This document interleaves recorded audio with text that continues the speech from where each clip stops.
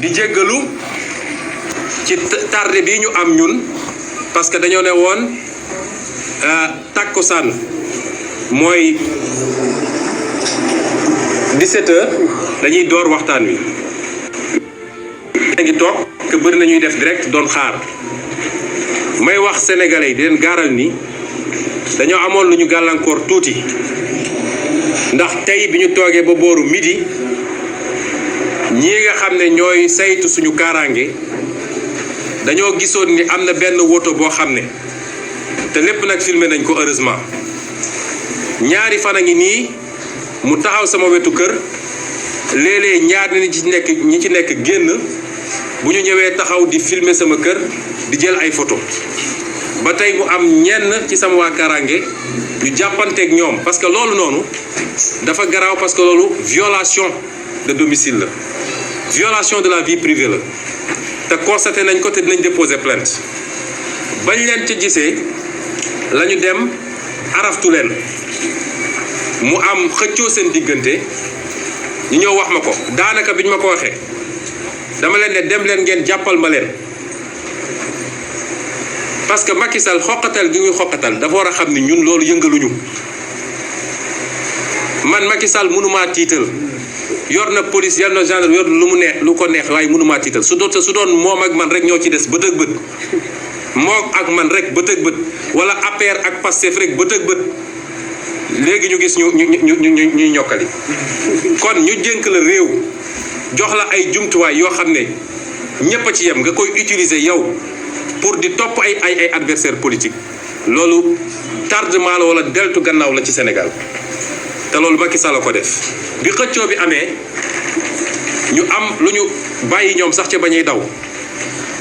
waaye bi ñu ubbee gannaaw oto bi nañu xam ne ñun Sénégal ñun ñëpp kenn nekkatul en sécurité ndax ñoom yor nañu ay jumtukaay yoo xam ne dañ koy ñëw taxawal fii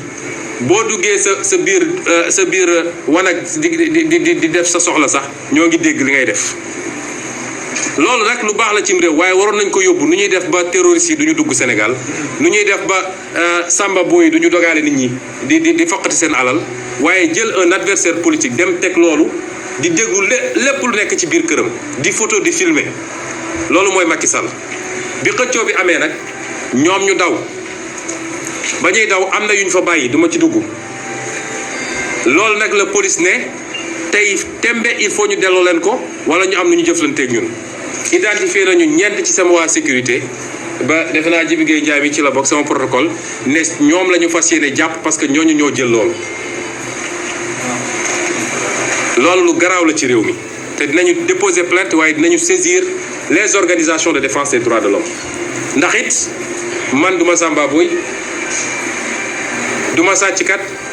duma terroriste te duma n'importe qui ci réew mi nag waxuma ko pour rëy rëylu waaye su ma doon n'importe qui caméra yëpp duñ fi taxaw tey te saa su ma wootee nii lay mel Macky Sall daf ma war a respecté ma respecté ko su ma respecté wul duma ko respecté ak poste buñ ko munti jox man nit danga may respecté ma respecté la kon bi loolu weesoo ñu war a génn ñëw conférence de presse bi ñu téye suñu convoi ne duñu génn parce que tant que delloo ñu leen mbir moomu mbir ma nag la ne ci biir ba tax ñu tiit du lu tuuti de xam naa warul doon lu tuuti kon fii la suñu démocratie toll il faut ñëpp xam ko terrorisme d'État moo fi nekk te Macky Sall moo ko jiite bu ñu leeralee loolu nag ba ñëpp xam lu tax ñu tardé may wax suñu mbokk yi ni réew mi presque fukki fan ak juróom a ngi nii ci tey ab wax lëmbe réew mi yéen ñëpp xam ngeen wax ci jarul may dugg ci détails yi muy loo xam ne nag lu war a tiis la ci ñun ñëpp ndax jamono joo xam ne àdduna bi yëpp a ngi am njàqare ci li nga xam ne mooy li dal àdduna ba tey kenn mënatul tukki kenn mënatul liggéey normalement kenn sañatul génn guddi loolu mu waroon doon lu ñëpp tal tey Sénégalais yi boole kook yeneen ak yeneen yoo xam ne Sénégalais yi jaax na lañ ci Sénégalais yi lekkatuñu ba suur Sénégalais yi amuñu liggéey Sénégalais yi fajuwuñu ñu waroon tal leneen moom Macky Sall ñu teg ko ci bopp réew pour mu saafara loolu amul lu muy tal moom lu di def ay complot ci naka laay def ba fexeel sama adversaire politique loolu gàcce la tey àdduna yépp a ngi ñu tiim di reetaan Afrique yépp a ngi ñu tiim di jee reetaan te dara warulu ko lu dul Macky Sall mi ñu dénk réew mi lii nag ñun ñëpp daf ñoo war a delloo ci ñu xoolaat suñu bopp mbokki Sénégal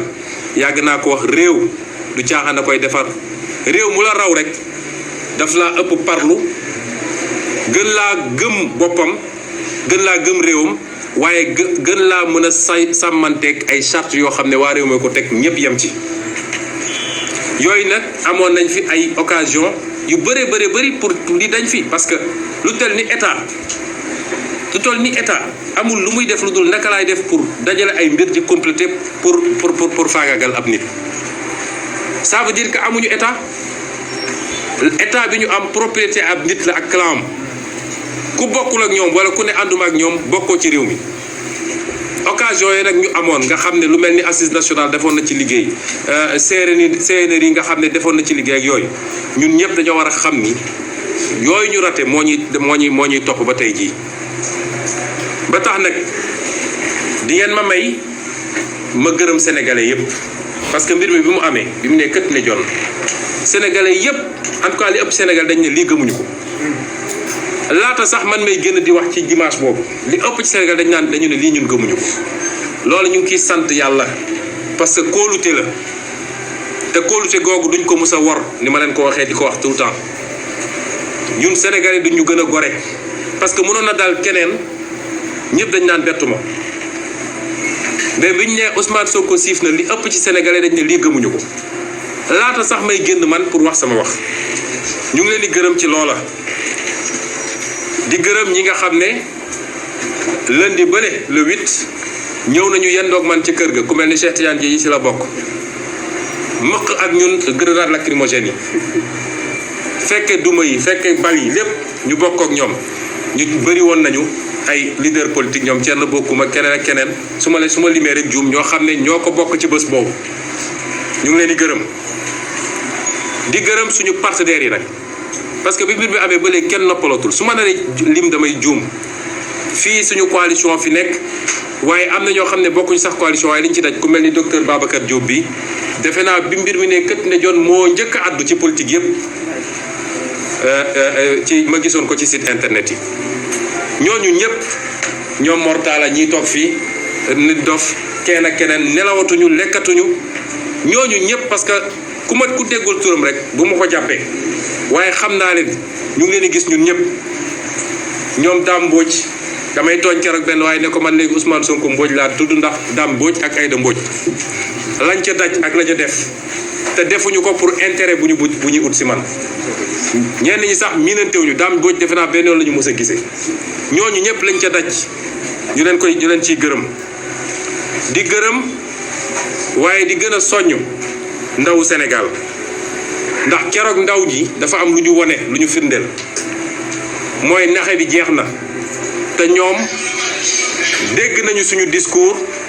xam nañ luy suñu mbëbët ak suñu yéene ci réew mi ba tax ñu jaral leen liñ leen jaral ñun loolu la ñu wone keroog te keroog dafa am lu tubaab naan un mythe est tombé mooy ndaw ji wane nañ ñi liñ doon wax ni sénégalais gëmul dara benn sénégalais parewul pour xeex loolu la ndaw ñi waree keroog may wax ndaw ñooñu di ngeen ñu gën a gore suñu bakkan bii la ñu teg ci projet bii nga xam ne moom la ñu bokk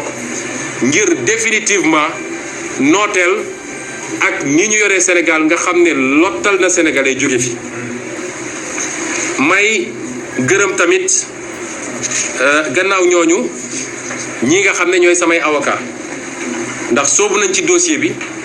te caaxaanuñu ci waaye sonn nañu trop ci ñii suñu ndaw yi nga xam ne moom la ñu jàpp ñu dem di leen topp assisté moo xam dig moo xam feneen di fa yenn suba ak ngoon ñu ngi leen di gërëm bu baax a baax a baax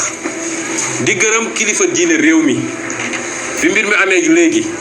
li ma jot ci ay woote ak ay délégation yu kilifa diine yi yónnee kilifa diine yépp nag laa wax ak ñaan yi ma yónnee yóbbante ma ko kenn xamul nu mu toll loolu feesal na sama xol trop di leen ci gërëm di leen wax nag ni bu ngeen gisee ni ñëwuma pour dugal leen ci mbir mi ñëwuma si sàkku ci yéen pour ngeen addu ci dafa fekk dama xam ni ki ma ko sekkal saa su xasee ba yëkkati lu mel nii mooy nu muy def ba fàggaagal ab adversaire am ci politique séddu ci kenn naw ci kenn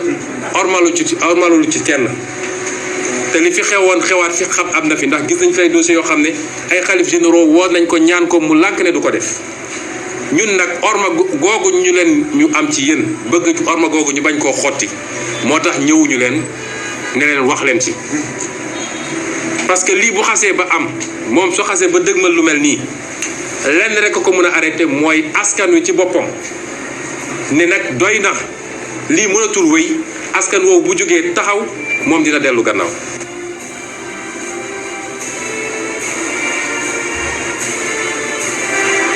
Assemblée nationale te ñu bokk ci kujje politique bi muy groupe démocratie et liberté nga xam ne moo boole PDS ak ñoom Mamadou Lamine Diallo tekkeeg bokk gis-gis ak parti yooyu yëpp wala muy ñi nga xam ne leen ñooy les non inscrits seen taxawaay bi mbir mi taxaw amee ba léegi rafet na ñu ngi leen ciy gërëm di leen ci sant waaye it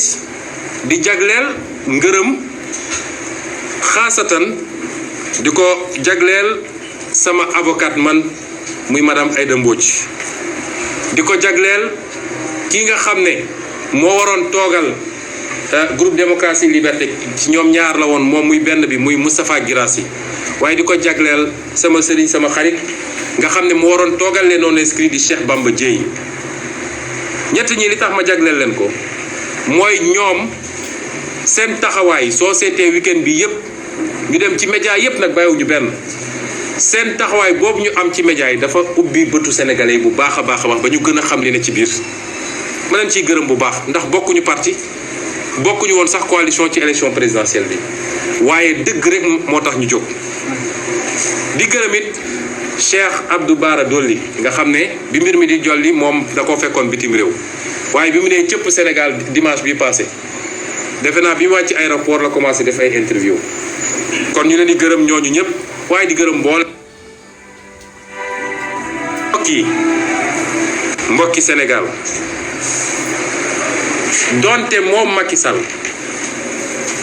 ay moyens yu bëri la jël ut ay nit yu koy waxal ñu wesaare ko ci presse bi lu leen ñu koy bind lu ñu koy wax waaye gis nañ ni mbébétam dafa nax saay bu ñu ñëwee ba cappaandaw bi tey sénégalais boo jël gëm mu ni am na benn sénégalais boo xam ne gëm na ñoom li ñuy wax nag am na waaye li gën a neex mooy sénégalais boo waxal mu ne ñun xam nañ ni lii complot la te ñoom ba ñuy sumb seen lii ku leen ne woon nii lay demee defe naa duñ ci dugg parce que dañ koo togg ba xam ne bàyyiwuñu dara mais xamal sénégalais yi ni couvre-feu ak état d'urgence bi ñu décrété sax feebar bi taxul ñu décrété ko seen plan la ñu toggoon ba teg bu ko def pour que suñ ko defee benn Sénégal du mun a yëngatu ku yëngatu ñu ne la état d'urgence wala couvre-feu jàpp la ndel yi ngeen di dégg ñu koy sànni fenn ci réew mi nga xam ne gëjoon nañ fa dégg bombardement wala dara ñu jékki-jékki rek ndel yi takarnaase lépp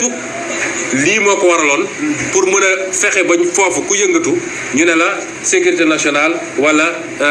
nu mu tudd sécurité nationale wala état d'urgence lii lépp Macky Sall ak état am dajale ko jubluwuñ si lu dul nu ñuy faagagalee benn adversaire man de xaw ma woon ni am naa dayo boobu ci Sénégal lii lépp nga dajale ko def sa complot mobiliser moyens yëpp pour faagagal benn adversaire rek ndax adversaire boobu wër nga fu nekk pour am fu ñu jàppe bi fu ñu ko mën a jàppee ni mës naa jël ci xaalisu réew mi ba may nekk ci biir di liggéey mës naa jël dërëm gu mu moomul ci xaalisu réew mi wala mës naa jël ay terrain yu moomul wala mës naa fu ne nga xaw ko nga ne kon naa génn ci loolu dem ut ci vie privée fu ma koy jaare pour faagagal ko lii dafa ñaaw ci Sénégal dafa ñaaw ci Afrique ndax waroon dépassé lii may wax nag Macky Sall moom ci boppam ak ñi mu àndal ne ko léegi de seeni pexe xam nañ ko te fi ngeen ñu woo mën nañ leen fi fekk te jël nañu suñuy matuwaay bu dee lii rek moo des ci pexe nañu xam ni dinañ leen ci fekk te jël nañ suñu matuwaay du ma sori nag ndax wax bu yegg boroom xel moomu ko kon mbokk yi du ma sori ci démontrer lan mooy complot bi Sénégal yëpp xam nañ ko ndax boo defee li nga def ba pare dem woo gendarmerie jox ko ne defal enquête gendarmerie def enquête génne ci lii may wax nii PV gendarmerie loolu rek moo ci nekk bu njëkk gendarmerie dafa ne lii ñu wax siif mënul am fii li ko firndeel mooy ñetti seede yi fa seede yëpp nee nañu lii mënu fee am mënu fee am dégguñu ko gisuñu ko waa seede lu muy jëriñ ñu xoqatal seede yi ba tey ji ñu ngi leen di xoqatal ñooñu ne leen du ngeen ñu wax loolu ñu warut a wax du gendarmerie moo leen xoqatal de waaye procureur mi doon woote di joxe ay ordre parce que gendarmerie day appliquer ordre yi procureur ci boppam moo leen doon xoqatal rek pour ñu changer seen version ñu ne defuñu ko gon nga andi ay seede yi ne lii amu fi loolu rek doyat nga yenu ndaw si yóbbu hôpital ñu génne PV médical ne la lii amu fi kooku jeexoon na ci wax nga ne loolu doyul faw rek ma continuer parce que kii su ma rëccee ci bii fiir naa ko su rëccee ci fiir bi dootuma ko mës a fiir ci àdduna moo tax Sénégal yi nañu xam ni Macky du dellu gannaaw seen programme yëpp dinaa leen ko wax fi mu toll nii PV boobu lan moo ci nekkati mooy gannaaw bu mu nee lii amul dafa jël ngàcce gàllaama gendarmerie dafa jël jotam di wone kii nga xam ne moo ne dañ koo siif li mu wax yépp te bu ñu demee vérifier ko amul moto ma jël si ñu xool oto ko jël si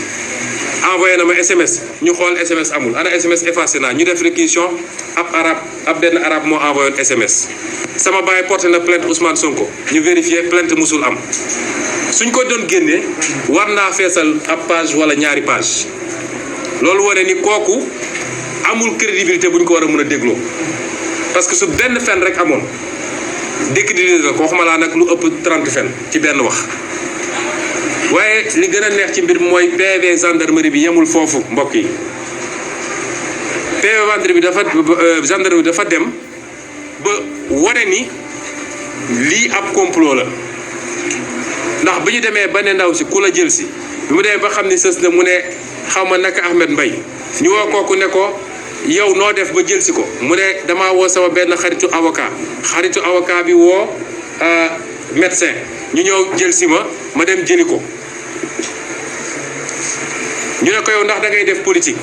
mu ne dee def ma politique waaye sama nijaay wala sama baay day def politique Benno Bokk Yaakaar la bokk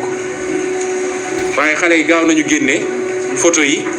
bi yor t-shirt APR Benno Bokk Yaakaar nekk ci meeting loolu su dul def politique lan mooy politique ci Sénégal gis nga am réew bu normal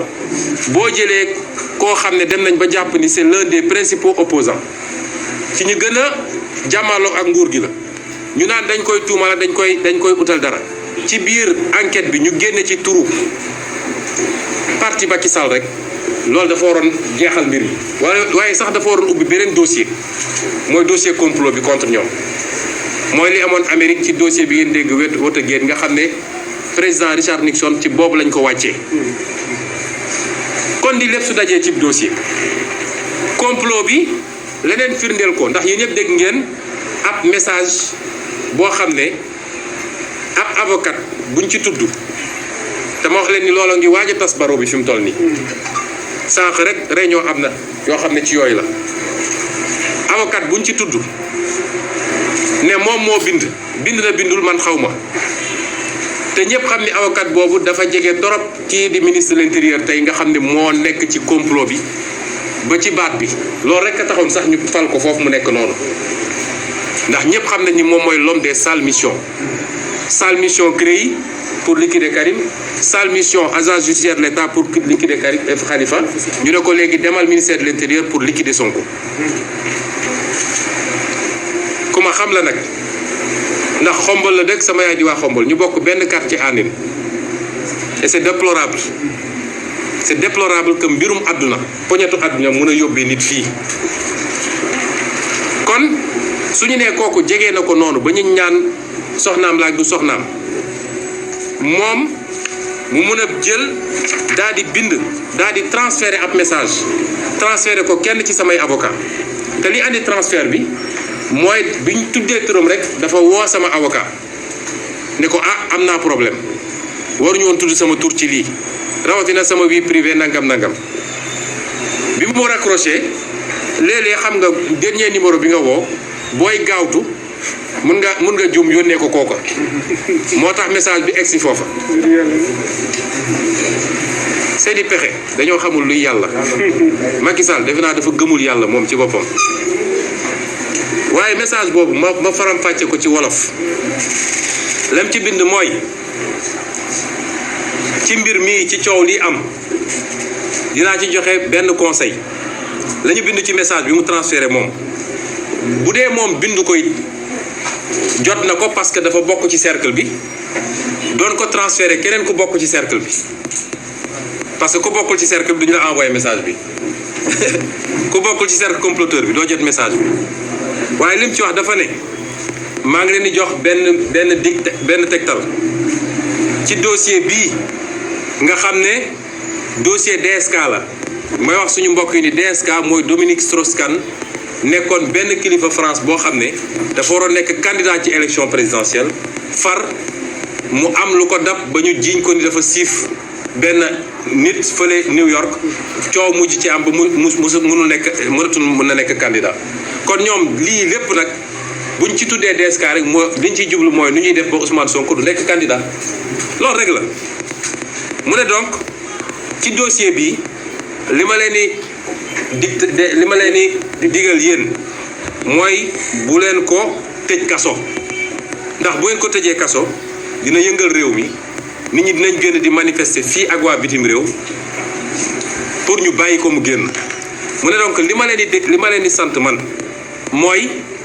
bu ñu yëkkatee malaanu kiiraayam mooy immunité parlementaire bi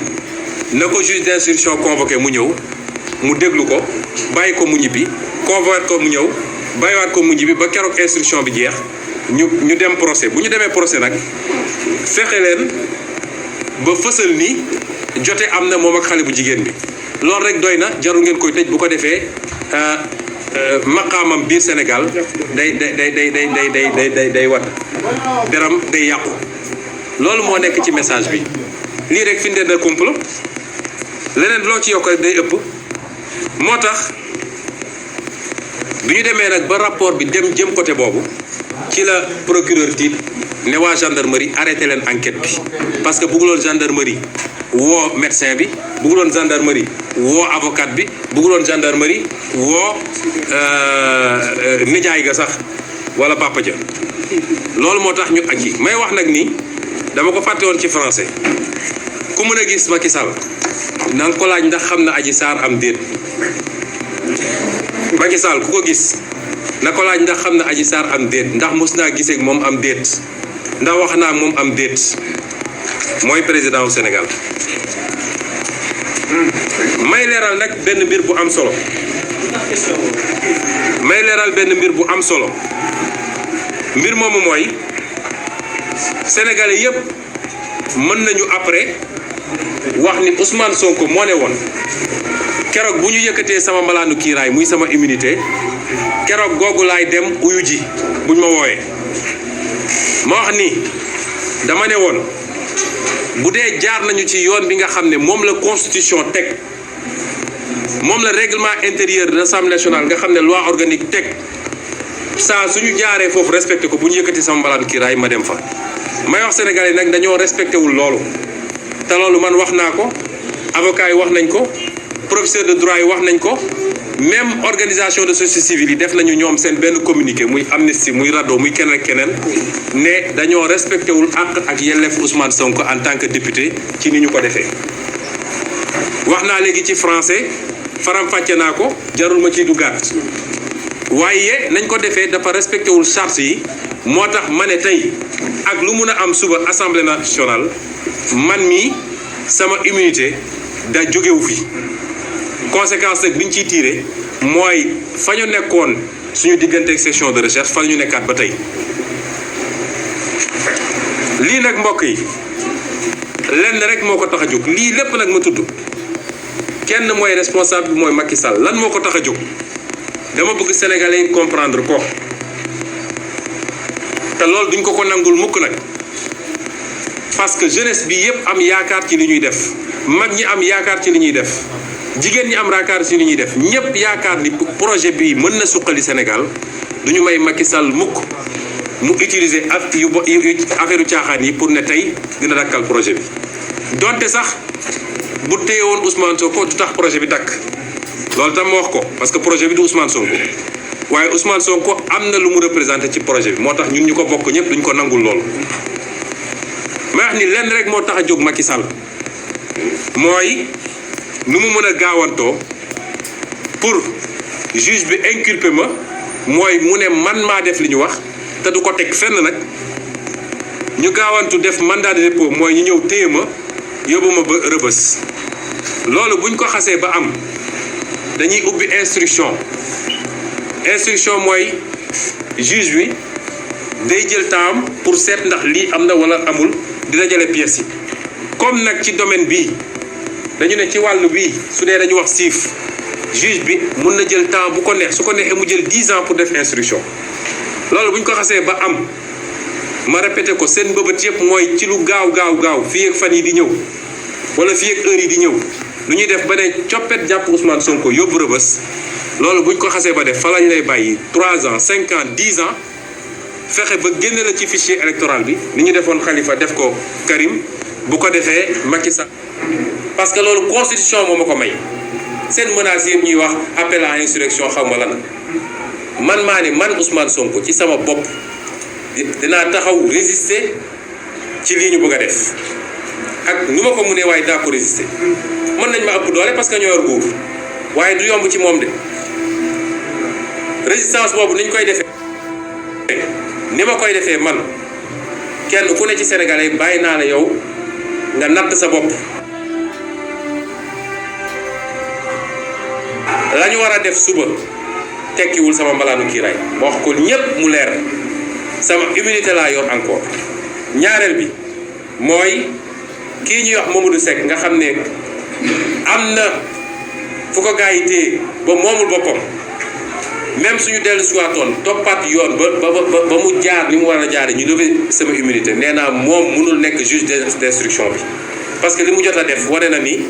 mandute amul ci moom juge bu amul mandute nag matul juge ma wax ni ñoo ngi bàyyi bët ak xel ki ñuy wax Samba Sall ñu koy wax doyen des juges ndax dossier bu ñu mus a monté fii contre opposant moo xam membre société civile la wala mu leer sama immunité laa yor encore ñaareel bi mooy kii ñuy wax Mamadou Seck nga xam ne am na fu ko gaa yi téye ba moomul boppam même suñu dellu siwaatoon toppaat yoon ba mu jaar ni mu war a jaare ñu lever sama immunité nee naa moom mënul nekk juge d'instruction bi parce que li mu jot a def wane na ni mandute amul ci moom juge bu amul mandute nag matul juge ma wax ni ñoo ngi bàyyi bët ak xel ki ñuy wax Samba Sall ñu koy wax doyen des juges ndax dossier bu ñu mus a monté fii contre opposant moo xam membre société civile la wala membre mouvement citoyen wala activiste wala acteur politique ñett ñii ñoo koy monté ñoom ñooy taalibe Macky Sall ci palais de justice bi mooy Serigne Bassirou Gueye procureur mooy Samba Sall doyen des juges mooy Mamadou Seck ñooñu nee naa duñu d'accord ñooñu jël ko te samay avocat bind nañ ba pare déposé ko foofu ne récuser nañu parce que loolu yoon a ko moom yoon a ko maye mooy soo gisee ku la doyul mun nga ne kii bugguma mu àtte ma comme nag 10 cabinet la soo récuser ñaar am na 8 cabinet yu des may wax nag ni Macky Sall dafa aadawoo saa su jógee pour faagaagal ab adversaire politique dafay làqatu ci gannaaw ay nit ndax moom ci boppam ñemewul góor da ngay ñeme li ngay def mais buqat la boo xam ne day làqatu ci gannaaw ay nit boo waxee ñu ne la justice bu ko kilifa woowee mu ne ko mbirum justice la bu demee RFI ne mbirum justice la comme du wax ak tubaab fii waa RFI lay waxal dama ko wax ni bii pa bu dee dafa bëgg a faagaagal Ousmane Sonko il faut mu li muy rendi na nangu ni moom deret bi dina takk ci moom loolu laa koy wax jarul muy làqatu ci gannaaw ay magistrat de il faut mu xam ni loolu dina takk ci moom waaye nag may wax sénégalais yépp ni man de maa ngi sant yàlla bu dee am na ay jafe-jafe yu ndaw ci li taxoon may dàmp sama yaram maa ngi wér gu yaram gu mat sëkk canceruma ci lu ma yëgul jabetuma aw ma insuffisance rénale aw ma benn xeetu jàngoro maa ngi nii alhamdulilah lépp lu mun a am nag gannaaw bu ñu defee seen forcing nañu xam ni Macky Sall la ndax am nañu seeni xeetu yu ñuy utiliser pour posséder nit wala am yeneen yu ñu koy def ba faagagal ko ñëpp xam nañ ko lépp lu mun a am moom Macky Sall la moo ko Sénégal yi mu leer mbokki Sénégal maa ngi woo askan wi yëpp bàyyiwuma kenn jamono yi ñu nekk kenn ku nekk ci ñun war na xam ni jamono ju lëndëm la ci Sénégal waroon na doon jamono ju leer ci Sénégal waaye jamono ju lëndëm la ci Sénégal waaye nañu xam ni Macky Sall toog ci nguur gi des ci nguur gi jaral na ko lu nekk lii mooy li ci gën a tuuti jaral na ko sax li nga xam ne ndax Sénégal ñun mosuñu woon am or wala pétrole wala gaz wala yu demee noonu waaye amoon nañ loo xam ne àdduna yépp a ñu ko ñee ñépp mooy li tubaab di wax cohésion sociale mooy Sénégal ñun ñëpp dañoo bokk ndey bokk bàyyi Sénégal mosuñoo xam waaso wala xaw ma lan fii soo fi jëloon ñu nekk ci salle bi boo moytul 80% yi kay seen jabar wala kay seen jëkkal bokkuñu waaso ñun mosuñoo xam loolu Macky Sall bi mu toogee fii ba léegi la fi coow waasoo am ba keroog ndaw yi ñu jàpp ci suñuy manifestation te suñu constitution suñu charte ndeyu réew mi suñu ndeyu charte réew mi tere na loolu tere na ngay wax nit di wax ci waasoom wala ci diineem wala ci gox gi mu dëkk parce que loolu day nërmal li ñu bokk ñun ñëpp muy nation mais keroog bi ñu jàppee xale yi ñi leen doon enquête laaj bi ñu njëkk a laaj mooy ban xeet nga bokk ñaareel bi mooy ban région nga jóge loolu lu dangereux lu garaaw la cim réew taal na Rwanda taal na feneen ak feneen loolu waruñu koo nangul Macky Sall ba tax may fàttali sénégalais yi ñun ñii ñëpp nag koo ci jël ku toppoon deretam sori tuuti am na ci wolof ci biir deretam am na ci séeréer am na ci pël am na ci alpulaar am na ci joola am na ci soninke am na ci mankaañ am na ci leneen ak leneen ak leneen ñun ñëpp sénégalais lañu yàllaa ñu tànnal réew mii ñu war a bëggante jàppante bu ñu nangu Macky Sall dugal ñu ci loolu te suñuy police ak ñoom seen waruñu nangu ñu leen di jox instruction yu mel noonu li ñuy wax fichage ethnique waruñu koo nangu may wax nag ni ñun de ci suñu jëpp bopp yàllaa ma may man ci sama bopp suñuy wax métis ci Sénégal man métis la am ca xombal am ca Paal am ca Fuuta am ca Casamance am ca Siin am feneen ak feneen ñun loolu mooy Sénégal may wax nag ngeen may ma wax tuuti ci mbirum Casamance parce que bi ma duggee ci politique ba léegi ñii ma jàmmaar lool kenn mësut a gis acteur politique jamono ñoom Lamine Gueye ba tey mësuñoo gis ku dugg ci politique ñu jël sa waaso wala sa région bi nga dëkk def ko argument politique di wër nit ñi naan ñii nii la ñu mel ñii nii la ñu mel damay wax ni Casamance dafa xew ñun ñëpp la naqari ñeent fukki at a ngi nii jàmm amul guerre bàyyiwul ñun ñëpp la naqari te ñi ci gën a perte nag mooy waa Casamance ñoo ci njëkk a perte parce que mënuñu liggéey mënuñu defar économie mënuñu defar leneen ak leneen ñay jàmmaarloo Casamance ñoom ñëpp sénégalais lañu kiy tiire ak ki koy tiire ñoom ñëpp sénégalais lañu kon ñun dañoo teel a wax leeral ko ma bindoon ko ci sama téere waxaat ko ci campagne bi ni ñun dañu dul d'accord benn yoon mu am benn pàccloo bu ñuy defaat fii ci biir Sénégal ndax suñu réew yi nga xam ne tubaab bi muy dem bañ ñu am doole moo tax mu jël suñuy réew dagg ko ba ñu doon ay réew yu ndaw kenn amu ci doole pour mën a dem réew yooyu lan lañ ci daggaat keroog Soudan bi nga xam ne xeex nañu ba am indépendance fan la mujj ñoom ñi ngi xeex seen biir kon li ñu war a def mooy waxuma sax daggaat ay réew waaye nu ñuy def mooy suñu réew yi nu ñuy def ba dajale leen par exemple ci cadre CEDEAO ñu am benn fédération bu mag boo xam ne dina am presque 380 millions d'habitants def 6 millions de kilomètres carrés noonu nga mën a construire une puissance waaye c'est pas 196 kilomètres carrés et 16 millions d'habitants ñun dépassé nañu waxu ay région ak ay ñu ngi wax Afrique ñoom seen gis-gis bu gàtt ñoom ñoo nekk ci loolu kon wax jooju di wax ju rafetul ju ñaaw nga xam ne boole woon nañ ko ak yeneen wax yoo xam ne sax ci jëmale ko ci tarixa ak leen ñu dem ba Sénégal yi gis ni lii amul waaye suñu demee ba lii am ñu jël ay xale di leen laaj ban xeet nga bokk loolu dañ koy dénoncer te wax ko Sénégalais ba ñu dégg ko kon Sénégal yëpp laay waxal Macky Sall dafa nekk ci ab yoonam mooy ñenn ci ñun jàpp nañ ni troisième mandat moo ko tax a jóg déedéet Macky Sall mandat à vie c'est-à-dire toog fi doon buur nekk fi ba mënatul ba xobi daas jox doomam wala jox keneen ku mu wóolu loolu ko tax a jóg loolu suñu démocratie mënu ko nangu kon ñun ñëpp ñoo war a taxaw parce que fii ñu toll ñi ci Sénégal ay nit dañ cee sonn xeex ci boobu ñun juddooguñu ñeneen di ci xeex ba ñu am niveau démocratie bi ñu am est-ce que war nañoo nangu seetaan tey Macky Sall ñëw faagagal loolu yëpp loolu mooy enjeu bi du Ousmane Sonko ku yaakaar ni Ousmane Sonko mooy enjeu bi da ngay nax sa bopp enjeu bi mooy Macky Sall bu jàllee ci bii pa Sénégal yëpp dina leen fi duma bëccëg ci mbir kam ku neeti d'accord maag moom xamal ni yaa ngi kaso moo tax ma woo Sénégalais yëpp woo naa jigéen ñi bu leen nangu da ngeen xeex ba sonn pour am loi yi ngeen am pour ni ñuy dalee ci kaw jigéen ñi ni ñu leen di jaayee doole jeex bu leen nangu ñu jël ko politiquer ko woo naa ndaw ñi nga xam ne lott nañu sonn nañu amuñu liggéey ñii ñi ngi dee ci géej gi ñii di dee ci désert bi ñuy wuti feneen lu ñu mënoon am fii seen réew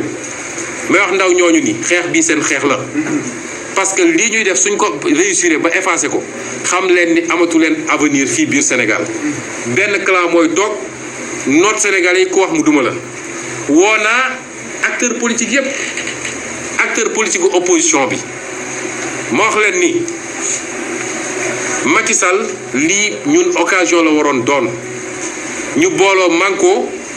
daal di fexe ba wëlbati rapport de force bi parce que suñ ko bàyyee amul kenn koo xam ne di nga amati jàmm te amul kenn koo xam ne mus na laa xañ sa droit nga yaakaar ne dina la ko delloo jamais de la vie kon ñun dañoo war a profité ci lii booloo jàkkaarloog Macky Sall ba fii lay jógee respecté ñu may wax tamit ñi nga xam ne waa diaspora bi la di ay sénégalais yoo xam ne dañoo bàyyi seen réew bàyyi seen i mbokk dem nangu nekk lii nga xam ne échec la ci suñu réew te ñoom seen yorin bu ñaaw moo ko andi ba ndóol nekk fi ba ñàkk a nekk fi ba chômage nekk fi ñu dem fortaatu loo xam ne dinañu mën a jàppale famille damay wax diaspora boobu yéen a njëkk a xam ñun li ñuy wax lu mu doon ba ñu commencé politique yéen a ñu njëkk a comprendre yéen a njëkk a ñëw bokk ci li ñuy def yéen a njëkk a ñëw dajale seen xaalis bi da ngeen ciy dugal kon xam leen ni xeex boobu ñu doon xeex dafa fekk mu am lu mu dox ak ba jege fi ñu war a jëm moo tax Macky Sall tiit moom ak ay ñoñam ba ne tey il faut ma arrêté ko xeex bi seen xeex la yéen waa diaspora du xeex waa Sénégal rek waaye seen xeex la yéen it waa diaspora di wax mouvement citoyen yi gàcce ngaalaama ndax yàgg ngeen ci xeex bi te mosu leen ci ut dara ndax yéen jógu leen pour nguur waaye xeex bi tey lay door bu ñu jàpp ni xeexoon nañu 23 juin ak leneen ak leneen léegi nag ñëpp nañu wàcce loxo yi déedéet xeex bi tey lay door te li ñuy xeex tey dootul ab projet de loi bu ñu d'accord waaye li ñuy xeex tey mooy fexe ba jël départ boo xam ne fa la Sénégal di baaxee ba faw di wax waa société civile bi ne leen ah yéen de yéen a fi nekk di saytu démocratie di saytu yorinu réew mi di saytu li nga xam ne mooy suñu àq ak suñu yelleef am liggéey bu bëri ak bu am solo bu ngeen ci def waaye bu mbir mi amee ba léegi jàpp nañ ay ndaw métital leen jàpp nañ ay ndaw toroxal leen jàpp nañ ay ndaw joxuñu leen seen àq ak seen yelleef bi li amee ba léegi ñoom dañuy làqatu ci mbedd mi di jàpp ay nit amul convocation amul dara jàpp ay nit yóbbu leen ñoom ñëpp tey ñu yóbbu leen instruction di leen sonnal di leen faagal te ñenn ñi waroon def ay examen ñenn ñi di ay père de famille ñenn ñi di ay hauts fonctionnaires loolu ay atteinte la aux droits humains ñu ngi leen ciy interpellé kon ñooñu ñëpp bu ñu dajee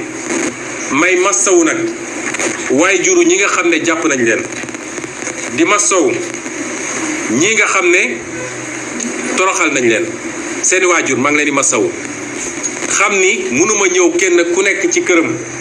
waaye jàpp leen ni sama xol diis na te sama xalaat yépp mi ngi ci yéen ñoo ngi accompagner seeni doom ndax bàyyiwuñu leen benn yoon suñuy avocat taxaw nañu leen subaak ngoon ñoo ngi leen di jàppale ndax lépp lu ci war ci seen lekk ak seen nekkin ñoo ngi koy def waaye ñoo ngi bokk naqar bi ak yéen ñi ñu jàpp nag nga xam ne lim naa leen sànq bi may wax ci français ñoom ñépp taxawaay bi ñu ci war a def ñu ngi koy def di wax tamit ni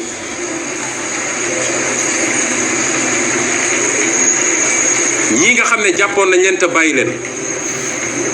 nga xam ne sonal na leen ñoom it ñi nga xam ne gaañu nañ ci maa ngi joxe sànq exemple rek xale bi ñuy wax Boubacar Ba nga xam ne fukki fan ak juróom benn rek la am fukki at ak juróom benn tey loxo bi dañ koo dagg ndax dañ ko alkaatee ko dóor bal ci loxo bi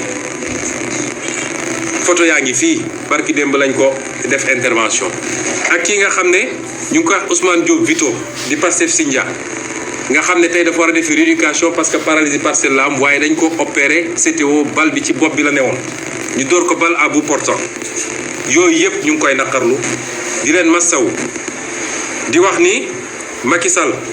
na xam ni lii muy def dina ko dab ndax su dul fii di ci àdduna ndax dafa am loo xam ne bu wéyee ci violence d'État day yóbbu nit ci li ñuy wax crime contre l'humanité kon ñi ngi wax tam Macky Sall ni ñii mu jàpp ñu mat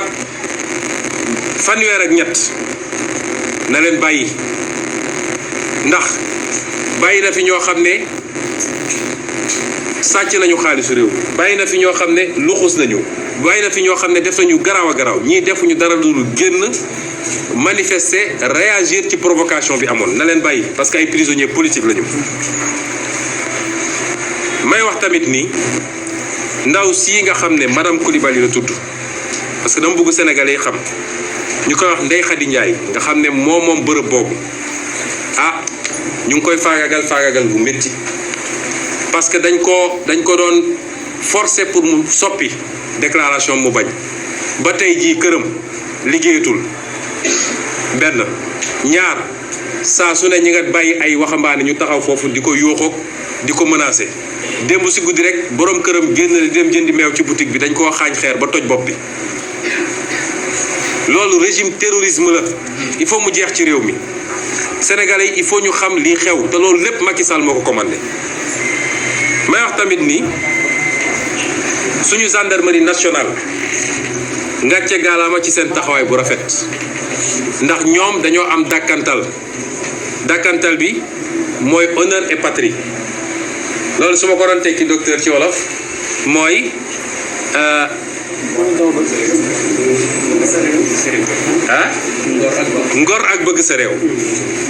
ngor ak bëgg sa réew ngor nag dafa am kenn ku ma mësa ne est-ce que xam nga gore ak bëgg sa réew laa ko war a wax gore ak bëgg sa réew ndax gore moo sut ngor dafa am ku mësa ne est-ce que xam nga luy différence gore ak ngor ma ne ko déedéet mu ne ma soo nekkee plateau bugg a dem ngor bu dee yàlla may na wér-gu-yaram mun nga dox dem ba ngor waaye boo buggee dem gore boo mënul fay doo fa yegg loolay différence ngor ak gore ñoom seen dàkkantal mooy gore ak bëgg sa réew ni ñu taxawee ci dossier bi waree na ni gore nañu bëgg nañ seen réew ndax pression bu nekk nag def nañ leen ko waaye ñu taxawaay bu rafet def seen liggéey faraluñu Ousmane Sonko suñ ñoon faral ñoom xanaa kay ñi yor nguur gi la ñuy faral